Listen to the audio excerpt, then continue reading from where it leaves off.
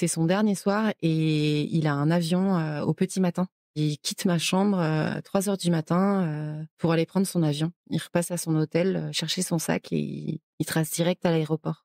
Quand on se quitte, il me donne son mail. Il m'annonce à la toute fin qu'il est avec quelqu'un aux Bermudes et que s'il y a la moindre chance qu'il se passe quelque chose entre nous, il y mettra un terme en un battement de cils.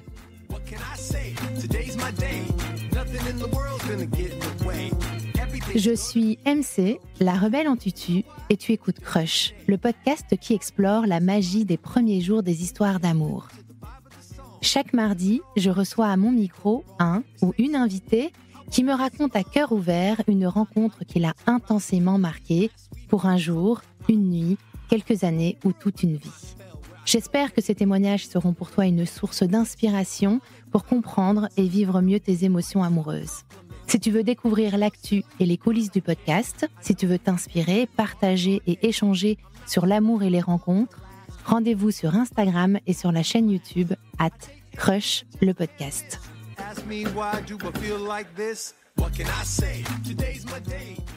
Une rencontre d'un soir a priori sans lendemain possible peut-elle se transformer en histoire d'amour ? Petit conseil, écoute cet épisode jusqu'au bout. Salut Sidonie, comment vas-tu ? Salut, ça va. Je suis contente d'être là, un peu nerveuse, mais... Je comprends, moi aussi. Donc pas de souci. Sidonie, l'histoire que tu vas nous raconter est un voyage. Un voyage dans les Caraïbes, mais pas seulement. Un voyage amoureux, bien sûr, assez tumultueux, on peut le dire, et un voyage presque spirituel. Sidonie, est-ce que tu peux, pour commencer, te prêter au rituel de crush de te présenter en 5 ou 4 hashtags, s'il t'en manque un? J'aime bien ne pas respecter les règles, donc moi j'en ai que 4. Alors le premier, c'est déterminé. C'est, je pense, un adjectif qui me décrit très bien et on a tendance à souvent me décrire comme ça. La confiance pour le deuxième hashtag. Donc c'est la confiance en moi. J'ai très confiance en moi et j'ai aussi confiance en la vie, ce qui fait que j'ai pas peur de grand-chose. Troisième hashtag, je dirais l'appétit. J'ai faim de beaucoup de choses, de découvertes, de nouveautés, d'amour beaucoup et d'intensité. Et le quatrième hashtag, romantique. Tu es fan de l'amour? Fan, je sais pas, parce que ça n'a pas toujours été des super expériences, mais ouais, même quand je tombe, j'y retourne toujours. Merci pour ces hashtags, Sidonie. Est-ce que tu peux, en quelques mots, me dire dans quel environnement tu as grandi?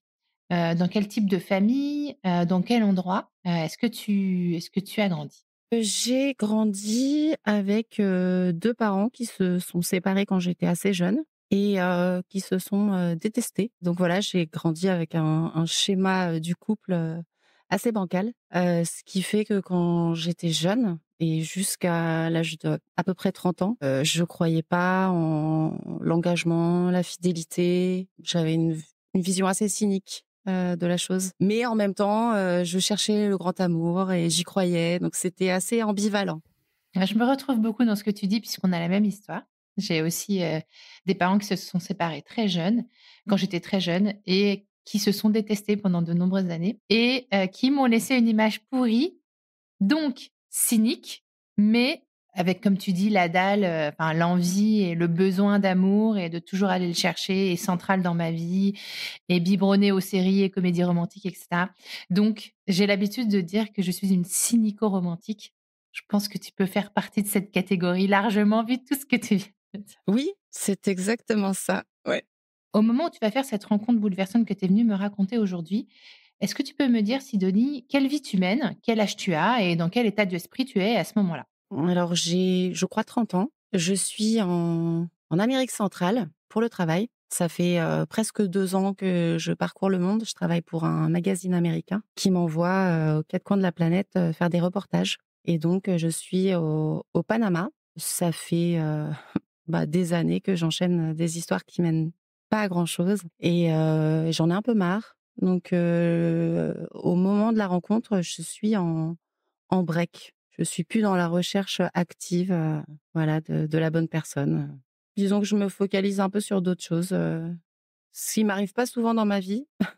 Je suis quand même, souvent focalisée sur, voilà et maintenant, c'est qui le prochain? Voilà. Mais non, là, je suis pas dans ce mood-là. OK. Est-ce que le voyage que tu es en train de faire contribue au fait que tu as tellement, accès à d'autres choses et à d'autres choses passionnantes que l'amour prend finalement peut-être, une seconde place? Ou tu le dirais pas comme ça? Non, je crois pas. Enfin, peut-être, mais ça fait 1 an et demi que je voyage et même pendant ces 1 an et demi, voilà, j'étais quand même, en train de chercher à vivre des histoires. J'en ai vécu quelques-unes. Le fait de voyager et de savoir que je reste pas longtemps dans un pays, je pense que oui, effectivement, ça me décourage. Je me dis: «Bon, ça sert à rien de rencontrer quelqu'un que je reverrai pas». Donc je pense que de ce fait-là, ouais, je suis moins focalisée sur ça. Alors cette histoire que tu vas me raconter, est-ce que tu peux, me raconter les circonstances de cette rencontre? Qu'est-ce qui va se passer dans ta vie, qui vont te mener à cette rencontre? Ben, je pense qu'il faut que je parle du 19 avril, donc 2013. Mais je suis dans un resto juste en bas de mon hôtel à Panama City et je tombe sur un Américain d'une cinquantaine d'années qui s'appelle Mark et qui est un surfeur qui vient de Miami, qui habite sur son bateau, un personnage, particulier et voilà, on engage la conversation et je me retrouve à parler pendant, longtemps, je dirais au moins 1 heure et demie, 2 heures, de Dieu. Et en fait, il me parle de sa foi, sachant que moi je suis pas du tout là-dedans, j'ai grandi dans une école, catholique, mais avec des parents, athées plus plus et donc ouais, c'est pas trop mon délire et en fait, je sais pas comment il a fait, ce qu'il m'a dit, mais il m'a mis le doute. Il a semé une petite graine où je me suis dit: «Bah, finalement, peut-être, ouais, peut-être qu'il existe quelque chose de plus fort que la matière» et voilà. Et donc ce soir-là, je rentre dans ma chambre d'hôtel et je crois que pour la première fois de ma vie, je fais une prière. Donc j'envoie une prière à je ne sais qui. Qu'est-ce que tu demandes dans cette prière? Eh bien, je me rappelle assez précisément que j'ai demandé de rencontrer l'homme avec qui j'allais fonder une famille. D'accord. Est-ce que tu donnes des détails ou Je crois pas. Je pense que je dis: «Voilà, il est temps, je suis prête et c'est le moment de me l'envoyer». après ce dîner, tu revois pas particulièrement Marc, tu continues en fait, ta vie au Panama?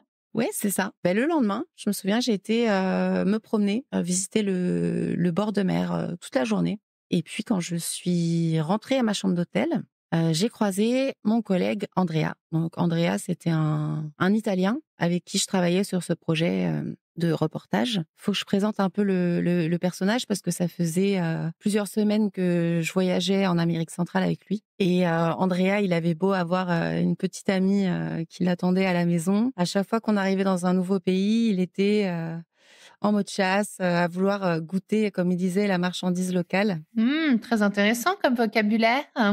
C'est ça. Mais donc voilà, donc je croise Andrea en retournant à ma chambre d'hôtel et Andrea me dit: «Ouais, j'ai faim, viens, on va dîner» et donc moi je suis, en robe de plage, voilà, couverte, de sel, de sable, j'ai envie d'aller prendre une douche. Il me dit: «Non, on y va, tu prendras ta douche en revenant». Je dis: «Bon, d'accord».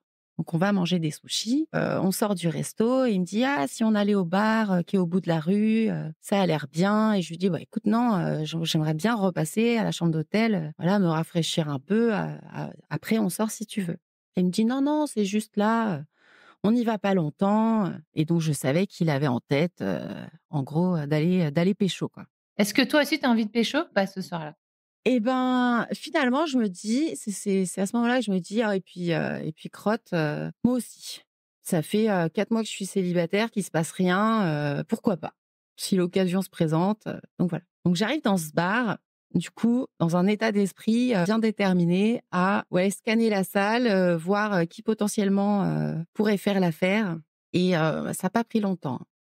Je me suis assise, j'ai scanné la salle et j'ai trouvé tout de suite, la personne, qui m'intéressait. Qui est cette personne? Qu'est-ce que tu vois? Je vois un homme, assis, un homme, fort, puissant, très costaud, qui est avec, une bande de potes en train de boire des coups. Ils sont à une table ou il est au bar? Ouais, ils sont à une table, sur la rue, donc assez loin du bar, sur la terrasse. Enfin, c'est un bar qui est tout ouvert. Pourquoi tu le remarques lui particulièrement, tu sais dire? Je crois que c'est sa corpulence. Il était très, très baraque, c'est ça? Ouais. Genre très fort, mais ça veut dire que tu fantasmais sur, cette force? Bah, pas habituellement. Parce que dans l'historique, non, je suis plutôt allée vers des hommes minces. Je sais pas, j'ai aimé sa corpulence là. Et alors attends, quand tu dis corpulence, il est genre méga baraque, méga musclé, genre hyper grand, hyper carré, large et tout, ou il a un certain embonpoint? Un peu des 2. Il fait pas nounours obèse, quoi. OK. Parce qu'il OK. y a du muscle, mais il y a aussi un peu de mou et je sais pas, ça a l'air confortable. Donc tu le remarques. Est-ce que tu décides de faire quelque chose? Oui, évidemment.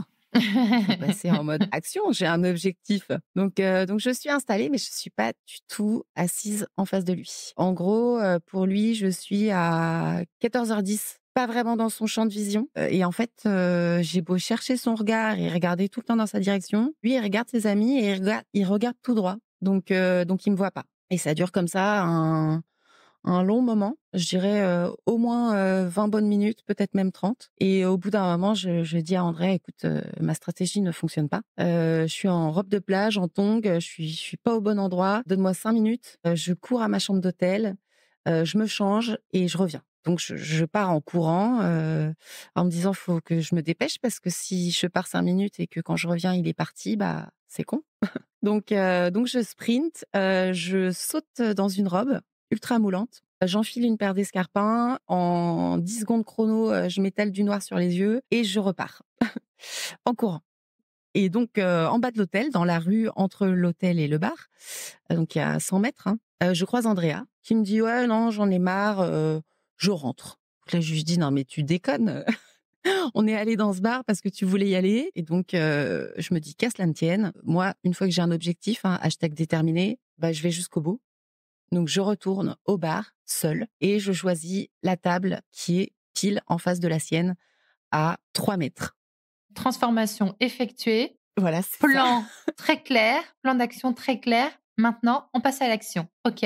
Et donc, je suis, dos au bar, vraiment tournée vers sa table. Je le regarde, clairement. Je ne fais que ça, hein. J'ai un verre dans les mains et je regarde sa table et je le regarde lui. Et encore une fois, ça dure très longtemps, très, très longtemps. Donc là, je vois bien qu'il voit que je le regarde, mais il regarde ailleurs, il tourne la tête, il regarde, mais bon, il détourne très vite le regard, il n'a pas l'air plus intéressé que ça, mais en même temps, ses yeux reviennent vers moi. Sauf que, le petit détail, qui a son importance, c'est que très rapidement, dans le bar, donc c'est un bar à cigares, on se rend compte, assez vite avec Andrea que ça n'est pas que un bar à cigares. Donc il y a une rangée de jeunes filles, qui sont plantées là et bah, très vite, on se rend compte qu'elles sont là pour travailler. Assez rapidement, je me dis que voilà, s'il me regarde pas, c'est qu'il doit peut-être se dire que moi aussi, je suis en train de travailler. Ce qui fait qu'il n'est pas intéressé. Donc il te prend pour une prostituée. Oui, voilà, c'est bien. On avait besoin du sous-titre. À vrai dire, je le blâme pas parce que je suis un petit peu habillée, comme ces jeunes demoiselles, hein, j'ai mis le paquet. Comment tu vas faire pour, qu'ils comprennent que ce n'est pas ce que tu es? Ben je lâche rien, je continue à le regarder et en fait, j'attends. J'attends et à un moment donné, il lève son verre en me regardant et je vois ses lèvres qui bougent, hein. Il est en train de me parler, mais il est pas suffisamment prêt pour que j'entende ce qu'il me dit. Et donc, bah, prétexte, tout trouvé, hein, je me lève, je m'approche de sa table. «Excuse-moi, je j'entends pas j'ai pas entendu ce que tu m'as dit». Et donc voilà, je me rappelle pas ce qu'il m'a dit, mais j'ai tout de suite pris une chaise. Je pense qu'il m'y a invitée et je me suis assise à côté de lui, à sa table avec ses amis. Et donc on a engagé la conversation. C'est d'un direct incroyable, Ah oui, moi j'ai pas peur moi. incroyable. Ouais, ouais. Non, j'aurais pu mettre #entreprenante.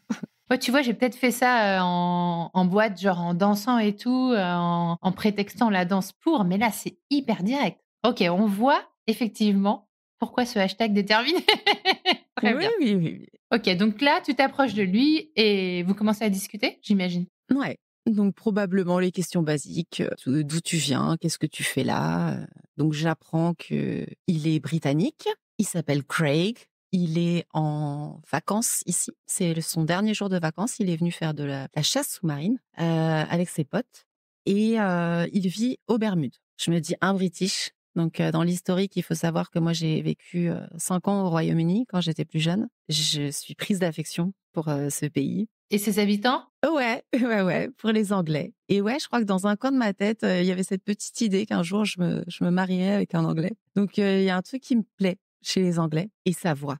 Oh là là, sa voix. Il a la voix de Batman. C'est-à-dire? Ah, il a une voix, grave, profonde, un peu caverneuse et il a pas l'accent anglais. Il a pas d'accent, en fait. Il vient un peu de nulle part. Il a une voix magnifique. Est-ce qu'il a l'humour britannique, british ou pas? Je pense que je sais pas si dès ce moment-là, il y a de l'humour, peut-être un peu. Je suis assez focalisée sur ses bras, plutôt que sur ce qu'il dit, je crois. Bah, il a des biceps, il a des bras puissants et bronzés et ils sont à 50 centimètres de moi. Je peux pas m'empêcher de les regarder, d'avoir envie de les toucher. Qu'est-ce que tu t'imagines quand tu vois ces bras-là? Est-ce que c'est purement sexuel à ce moment-là? Oui, c'est assez physique, mais je pense que peut-être il y a aussi cet aspect protecteur, force, puissance, et en même temps peut-être, la douceur, parce qu'il a l'air d'avoir la peau toute douce.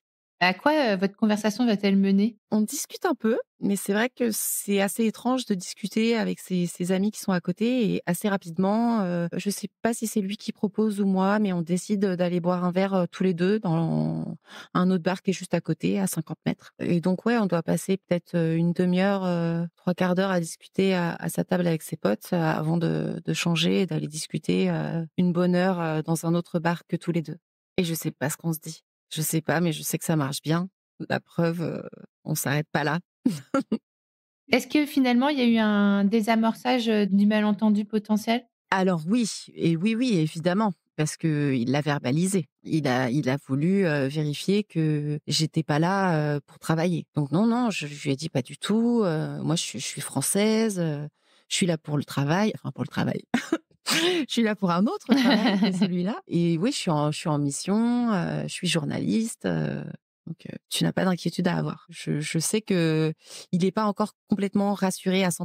Il a toujours des doutes. Ce que je peux comprendre dans ce genre de situation, pour avoir pas mal voyagé et m'être, retrouvée, dans des endroits, où tu es pas toujours, hyper sûr. Et alors quand tu es un homme, j'imagine que c'est particulier, encore plus particulier. Vous passez la nuit ensemble? Cette nuit, elle est comment, Sidonie? Je le ramène dans ma chambre, on fait l'amour. Honnêtement, c'est flou et j'en garde pas un souvenir, précis, ni exceptionnel, ni rien du tout. C'est pas ça que je retiens de cette soirée. Je retiens l'envie de pas m'arrêter là, de vouloir plus, de vouloir que ça continue et de vivre quelque chose avec cet homme. Est-ce que tu sais expliquer ce qui a fait que tu as ressenti ça? Est-ce que c'est le côté protecteur dont tu parlais tout à l'heure? Je sais pas, je pense que physiquement, il m'a beaucoup séduit. Nos échanges aussi, se sont bien passés et que je voulais que ça continue, qu'on passe plus de temps ensemble, que ça soit pas, l'histoire d'une nuit. D'accord. Est-ce que c'est une espèce d'intuition, quelque chose comme ça, tu dirais ou? Intuition, non. C'est que j'étais bien, je pense que j'ai aimé nos échanges, que physiquement, il s'est passé quelque chose. Pas forcément de sexuel, mais qu'il y avait une charge, électrique, entre nous qui fait que ouais, j'avais envie de vivre d'autres moments avec lui, à discuter, à son contact. Est-ce qu'il dort avec toi ou est-ce qu'il quitte la chambre? Non, non, parce que c'est son dernier soir et il a un avion, au petit matin. Donc il quitte ma chambre, à 3 heures du matin, pour aller prendre son avion. Il repasse à son hôtel, chercher son sac et il trace direct à l'aéroport. Est-ce que vous avez échangé des coordonnées, quelque chose? Quand on se quitte, il me donne son mail. Il m'annonce, à la toute fin qu'il est avec quelqu'un aux Bermudes et que, s'il y a la moindre chance qu'il se passe quelque chose entre nous, il y mettra un terme en un battement de cils. C'est l'expression qu'il a utilisée.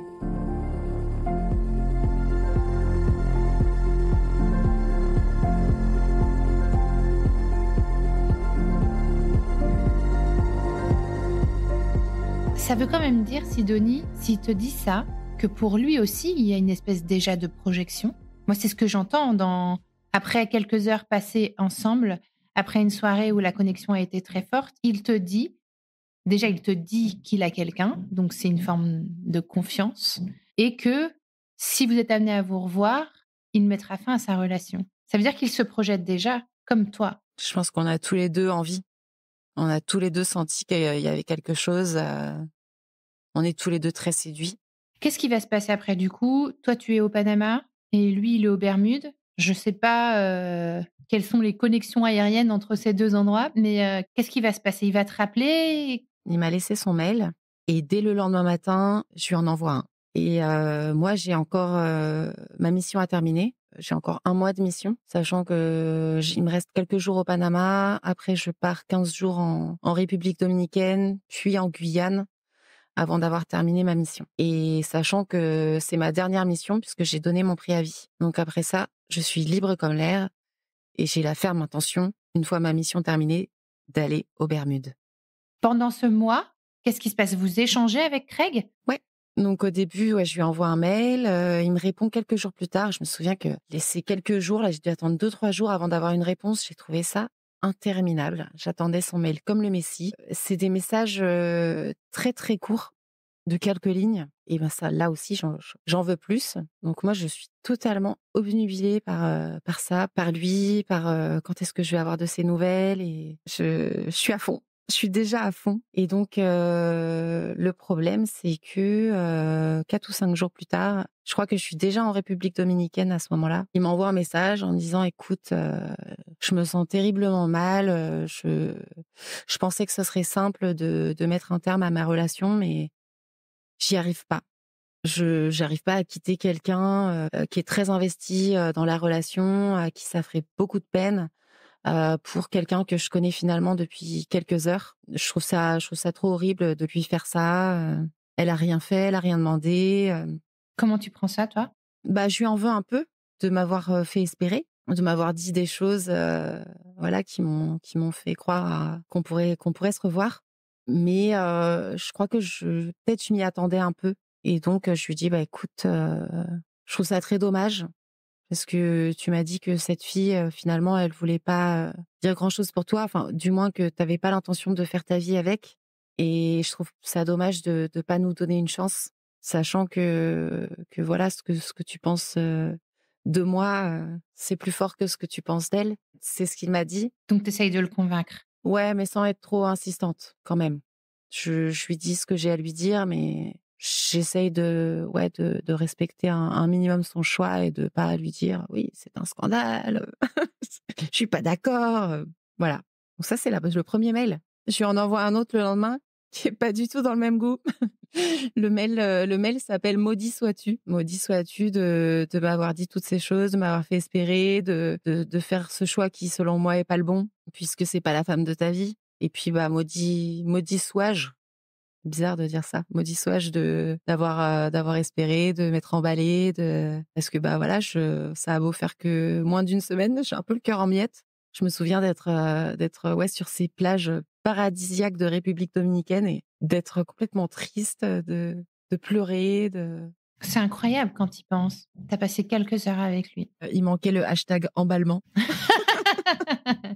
Il manquait le hashtag à toute vitesse. Je m'emballe dès le premier date.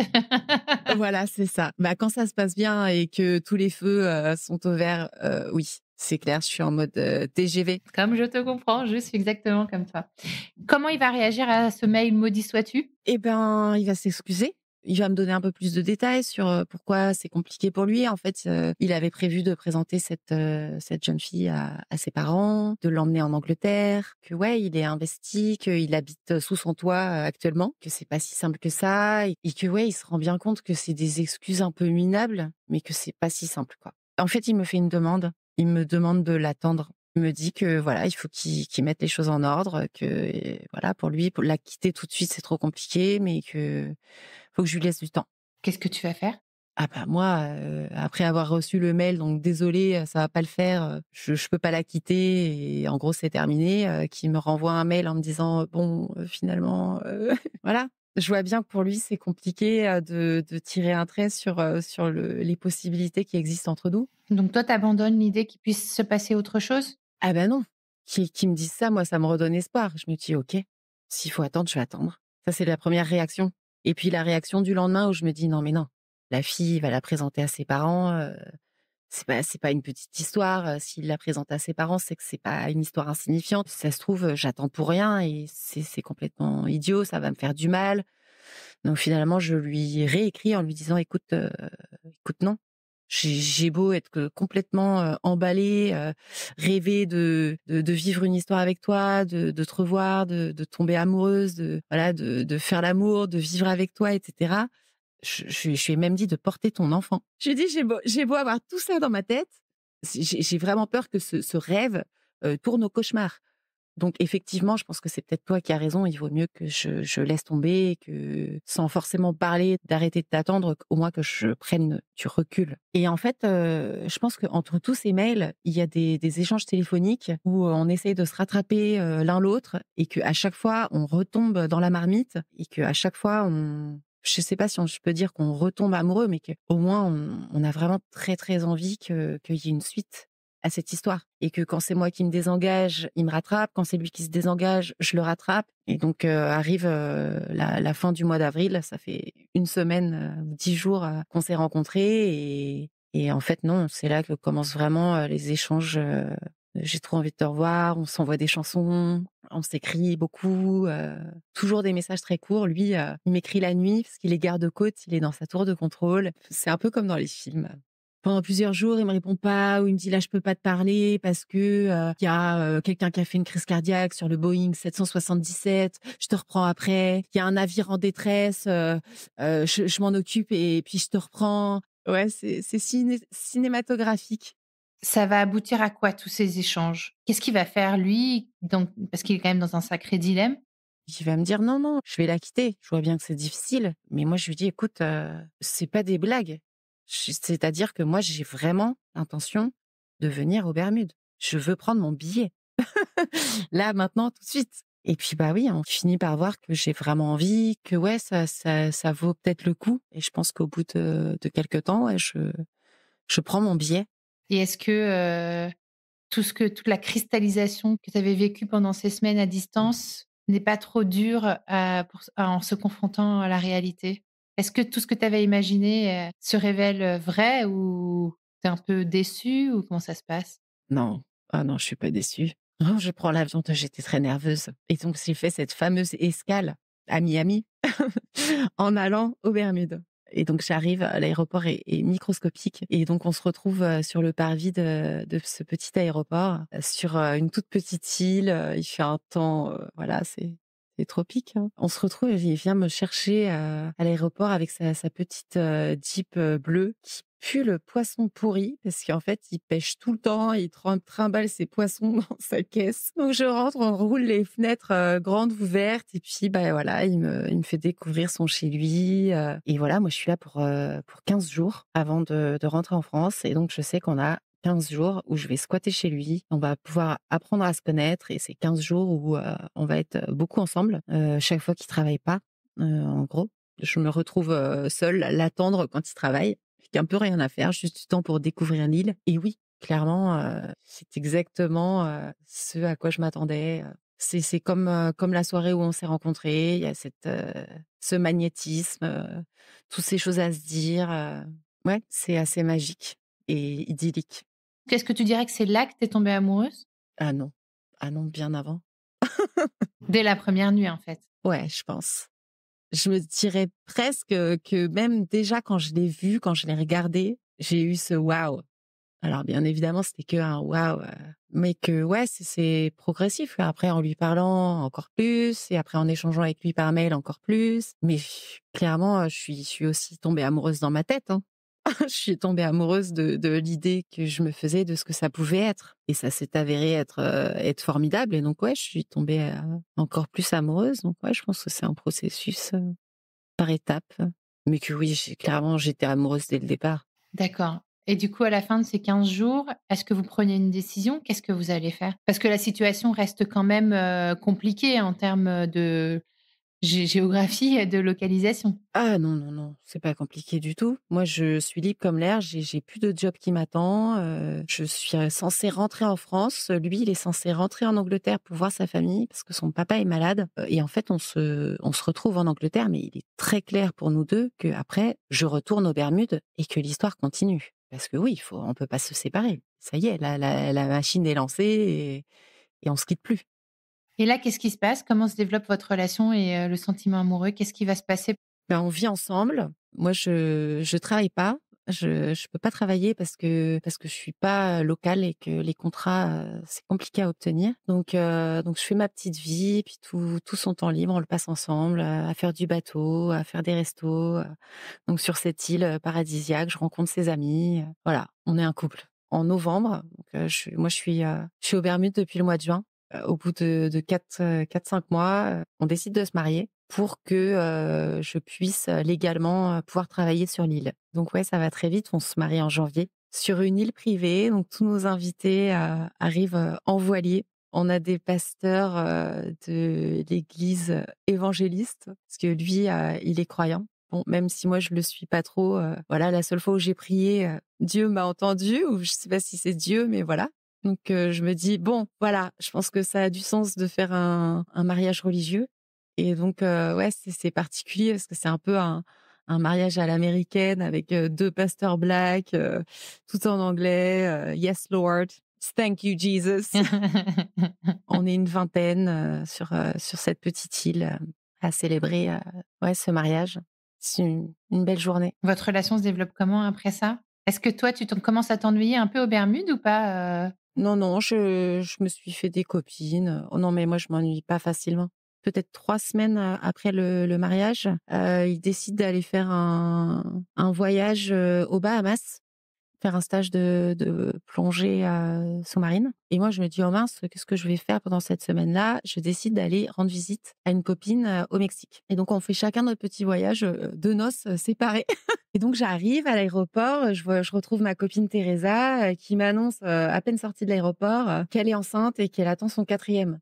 Ah, je lui dis: «C'est pas possible», je lui dis: «Tu c'est mon tour». J'ai arrêté la contraception et puis pendant le séjour, je me dis: «Ah sait-on jamais, peut-être déjà». Je fais un test de grossesse négatif et le dernier jour, elle me ramène à l'aéroport, voilà, embrassade avec toute sa famille et je me souviens que quelqu'un me prend dans ses bras et que là je me dis: «Ah punaise, j'ai mal au sein». Et j'arrive à l'aéroport et je me dis: «Ah bah, peut-être». Je cours à la pharmacie, je fais un test de grossesse et là, bam, positif. On est en février, on s'est mariés le 26 janvier et là s'ensuit, peut-être, une quinzaine d'heures où j'ai, un vol pour Houston, puis un vol pour New York, puis un vol pour les Bermudes et bah, voilà, je veux pas lui annoncer, par téléphone, donc j'attends. J'attends toutes ces heures avant de pouvoir lui annoncer. Donc je lui annonce à mon retour, j'avais mis une petite boîte à bijoux et à l'intérieur, j'avais mis un petit pois congelé. Il ouvre la boîte, il fait: «Mais c'est quoi ce truc?» Je lui dis: «Bah, écoute, c'est la taille de notre bébé». Donc voilà, la fou de joie, et puis après s'ensuivent, les mois de grossesse, aux Bermudes où on est resté jusqu'en août, jusqu'à ce que je sois enceinte de 6 mois et on a fait le choix de rentrer en France. Il m'a soutenue dans ce choix parce que moi je voulais, ça faisait 10 ans, hein, que je vivais plus en France et j'avais envie de rentrer pour donner naissance à mon 1er enfant, d'être, dans un environnement familier avec ma famille à côté de moi et donc on est rentrés et on s'est installés, donc en France. Donc ce que j'ai omis de dire, c'est que, donc au début de ma grossesse, j'ai fait une dépression, prépartum, et ça a été, 2-3 mois assez compliqués avec, beaucoup de conflits. Est-ce que tu sais pourquoi cette dépression, elle est arrivée en début de grossesse? Tu sais dire ou pas? Non, je pense que c'est chimique. Donc c'est vrai que, ouais, il y a eu des moments de tension entre nous, c'était pas toujours simple. Ça l'avait déjà été, hein, à plusieurs reprises, même avant qu'on se marie, on avait des engueulades qui pouvaient être, un peu trash parfois et en fait, ouais, ça s'est, intensifié après la naissance de notre fille. Bah, très rapidement, lui, il a commencé à tourner un peu en rond, hein, même si les premiers mois en France, tout était tout beau, tout nouveau, voilà, la gastronomie française, pouvoir, rencontrer ma famille, la nouveauté de la chose, c'était sympa, mais très rapidement, il a commencé à tourner en rond, sachant que lui, sa passion, c'était la chasse sous-marine, bah, on n'était pas trop au bon endroit pour le faire. Le climat, c'était pas le même, les paysages non plus, hein. Donc en gros, je l'ai un peu arraché à son île paradisiaque pour l'emmener, au fin fond de la Loire-Atlantique. C'est beaucoup moins glam. Oui et après, voilà, jeune maman, je pense que pour beaucoup de couples, l'arrivée d'un enfant, dans le couple, c'est pas toujours simple, ça a des répercussions sur l'histoire d'amour. Mais ouais, c'est vrai que notre histoire d'amour, elle en a pris un gros coup à ce moment-là. Après, on a eu notre, 2e, enfant, notre 2e fille et ouais, très rapidement, je pense qu'elle avait peut-être, À peine 2 ans, où on a décidé de se séparer. Enfin, il a décidé qu'on se sépare. Il décide que vous vous séparez, mais du coup, il entend rentrer aux Bermudes ou de rester à côté de vous? Ah bah non, il a ses 2 filles, c'est pas possible. Non, non, non, il peut pas quitter ses filles. Donc en fait, on se sépare, il prend, une petite maison, dans la même ville que moi et voilà, on commence, notre vie de parents séparés. Donc aujourd'hui, Sidonie, avec Craig, vous êtes séparés. Vous avez 2 enfants, vous êtes séparés, vous vivez, dans l'un à côté de l'autre et j'ai l'impression, mais dis-moi si je me trompe, que cette vie-là aujourd'hui te plaît? Ah, c'est un euphémisme. OK. Est-ce que tu peux me dire pourquoi? Qu'est-ce qui te plaît? Je pense que si je devais, dessiner ma vie, ou du moins ma vie de famille, ce serait exactement celle-là. D'être, maman, à mi-temps, de pas être tout le temps avec mes enfants, pouvoir, respirer, d'avoir du temps pour moi, d'avoir des moments du coup, plus privilégiés avec mes enfants et puis d'avoir, l'espace pour avoir une vie de couple, sans enfants. C'est-à-dire que, bah, quand on est en couple, avec le père de nos enfants, c'est compliqué de trouver du temps, à 2. Alors que quand on a ses enfants, à temps partiel, ben on a, beaucoup d'espace pour ça, pour une vie de femme, une vie amoureuse et puis, Tu es retombée amoureuse? oui, évidemment, Tu es en amoureux en ce moment? je suis un amoureux et lui aussi. Je l'ai demandé à l'univers. Tu as refait une prière? Ouais, j'ai refait une prière. En fait, après, ma séparation, avec Craig, j'ai rencontré, une autre personne avec qui j'ai eu une relation d'1 an et demi et bon, ça n'a pas marché, mais ça m'a permis de faire un peu le point sur ce que je souhaitais et sur ce que je pouvais, envisager, comme type de relation. Je pense que voyant que j'enchaînais quand même, beaucoup d'échecs amoureux, que ça marchait jamais, comme je l'aurais souhaité, enfin, du moins que ça n'aboutissait pas, que ça ne durait pas dans le temps. J'ai été, voir une, psychiatre, hypnothérapeute avec qui j'ai échangé pendant 5 minutes et littéralement au bout de 5 minutes, elle a posé son diagnostic. Elle m'a dit, «Écoutez, je pense que vous êtes abonnée aux erreurs de casting» et clairement, oui, j'ai fait le constat que j'étais pas très douée en sélection de partenaires de vie, notamment du fait que je m'emballais très vite, que je rencontrais quelqu'un qui me séduisait sur 2, 3, 4, 5 critères et que tout de suite je me disais: «Waouh» et qu'après je faisais une projection totale, des vrais plans sur la comète et que je tombais amoureuse d'une image, sans prendre le temps de vraiment, faire connaissance, de la personne. Ça veut dire qu'en fait, tu façonnais, la personne que tu avais en face de toi comme la personne idéale alors que c'était pas forcément le cas? Ouais, je pense qu'on peut même utiliser le mot fantasme et donc ouais, j'ai pris cette espèce de résolution, d'essayer de prendre un peu plus mon temps, et d'être plus claire sur, ce que je veux, ce que je ne veux pas pour pas me tromper, encore une fois et j'ai été, jusqu'à faire un tableau de visualisation de la personne que je cherchais avec une description assez précise, pour pas me louper et en me promettant de pas dévier de ça et donc j'ai envoyé ce tableau de visualisation dans l'univers et quelque temps après, le cadeau est arrivé, je pense même encore mieux que ce que j'espérais. Encore mieux que ce que j'avais demandé. Je crois que j'ai demandé un homme, donc évidemment, il y avait tout un tas de caractéristiques, qu'on retrouvera dans le tableau de visualisation de beaucoup d'autres femmes, je pense. Mais il y a un petit détail, c'est que j'avais demandé à un homme qui ressemble à mes cousins, qui soit un mix des 2 et clairement, aujourd'hui, je vis avec un homme qui correspond en tout point à ce dont je rêvais, mais par 2 fois.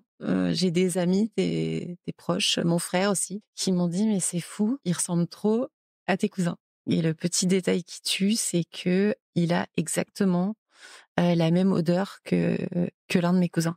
C'est très troublant. À ton avis, là, tu es en train de l'expliquer un petit peu, mais est-ce que cette histoire avec Craig, elle t'a permis justement, de comprendre un peu mieux, toi, comment tu fonctionnes et d'affiner ou d'améliorer la façon dont tu vis tes émotions amoureuses et dont tu navigues, dans ta vie amoureuse? Est-ce que c'est ça que ton histoire d'amour avec Craig a laissé dans ta vie ou est-ce que c'est encore d'autres choses? Ce que je veux dire, c'est en quoi cette relation, elle a changé ta vision de l'amour? Elle a changé la vision que tu as toi de toi-même et des hommes? Je suis pas sûre que ça soit cette relation en particulier. Je pense que c'est toutes les histoires, les unes après les autres, où au gré des histoires, j'ai peaufiné cette image de l'homme qui pouvait me convenir. Et oui, effectivement, de vivre cette relation avec lui, évidemment, j'ai pu peaufiner cette image. Mais ça marche pas indépendamment des autres histoires. Est-ce que tu penses que ce qui fait que ton histoire avec Craig, elle a pas duré plus longtemps? Alors après, tu as l'air tellement heureuse aujourd'hui que c'est peut-être pas forcément souhaitable, mais qu'est-ce qui fait que ça a pas marché? Qu'est-ce qui fait que ça a pas marché, que ça a pas duré plus longtemps et que vous avez pas trouvé cet équilibre de couple qui fait que l'histoire s'est prolongée? Il y a plein de facteurs. Il y a le fait que oui, je suis allée trop vite et qu'on n'était pas suffisamment compatibles sur bien des points. Ça, c'est l'explication rationnelle et que de toute façon, oui, je pense que ça n'aurait pas marché. Je pense qu'il y a une explication moins rationnelle, c'est que j'ai pas demandé l'homme de ma vie. J'ai demandé l'homme avec qui j'allais fonder une famille et aujourd'hui, on est une famille. Donc notre mariage a été clairement un échec. Mais c'est l'ex-mari rêvé. C'est un père formidable pour mes filles. On se voit, on s'entend très bien, on se respecte, on fête les anniversaires ensemble. J'ai rencontré sa nouvelle compagne, on fait des choses ensemble, on part à la mer. Ils ont eu un enfant tous les deux et cet enfant, clairement, je pense que quand il grandira, il m'appellera Tata. Je pense que la vie m'a apporté ce dont j'avais besoin et la vie qui me convenait. Et que Craig, c'était la personne qu'il fallait que je rencontre et avec qui j'allais pouvoir avoir cette vie-là qui me convient tellement aujourd'hui. Est-ce que si tu devais laisser un message aux auditeurs de Crush pour les aider dans leur vie amoureuse, un message basé sur ton expérience, sur ta vie à toi, qu'est-ce que tu leur dirais? Je sais que ça peut pas convenir à tout le monde, mais c'est quelque chose que je dis aux gens quand je les croise, surtout aux jeunes. Je leur recommande de faire des enfants avec pas forcément quelqu'un avec qui ils envisagent de faire toute leur vie, de faire des enfants avec quelqu'un qu'ils respectent, qu'ils admirent, qui pensent qu'il ferait un bon partenaire de coparentalité et puis un bon parent surtout, et de pas forcément se projeter sur toute une vie ensemble, parce que je trouve ça tellement formidable de pouvoir être une équipe et de pouvoir élever les enfants à deux, séparément, et de pouvoir avoir sa vie à soi, à côté. Donc voilà, moi c'est ma recette du bonheur, mais je sais qu'elle convient pas à tout le monde, qu'il y a beaucoup de gens qui souhaitent ce schéma de famille unie. Ça va effectivement à l'encontre des codes et des normes de notre société. #rebelle. Je crois qu'on va s'arrêter là-dessus. Merci beaucoup Sidonie pour ton témoignage. C'était un plaisir.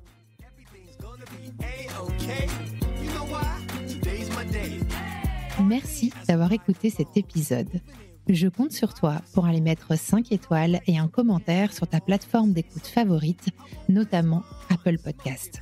Ça prend littéralement 30 secondes et c'est crucial pour soutenir mon travail complètement indépendant. Si tu veux venir à mon micro, tu peux m'écrire sur crush.lepodcast@gmail.com et si tu veux me soutenir financièrement, clique sur le lien Patreon dans le descriptif de cet épisode.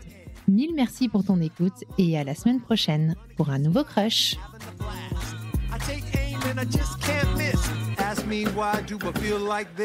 What can I say? Today's my day. Nothing in the world's gonna get in the way. Everything's gonna be